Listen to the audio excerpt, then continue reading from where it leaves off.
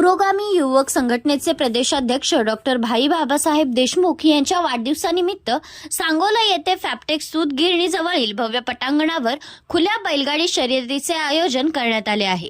सध्या खिलार जनावरांची संख्या कमी होताना दिसत आहे। अशा परिस्थितीमध्ये खिलार जनावरांच्या प्रजाती कायम टिकाव्यात या उद्देशाने या बैलगाडी शर्यतीचे आयोजन करण्यात आले आहे। बैलगाडी शर्यतीमध्ये महाराष्ट्रातील अनेक बैलगाडा सहभागी होणार आहेत। सदर शर्यतीवरती सीसीटीव्हीच्या माध्यमातून निरीक्षण केले जाणार आहे।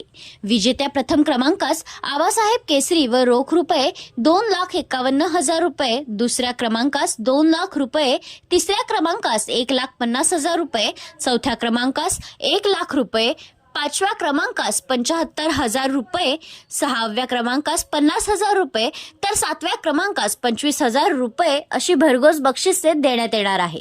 सदर विजेत्यांना गुरुवार दिनांक 18/1/2024 रोजी दुपारी 2 वाजता शर्यती स्थळी बक्षीस वितरण केले जाणार आहे। सदर बक्षीस वितरण समारंभ शेतकरी कामगार पक्षाचे सरचिटणीस आमदार भाई जयंत पाटील यांच्या शुभ हस्ते व भाई राजेंद्रजी कोरडे व भाई SV जाधव यांच्या उपस्थितीत संपन्न होणार असल्याची माहिती प्रसिद्धी प्रमुख भाई चंद्रकांत सरतापे यांनी दिली आहे।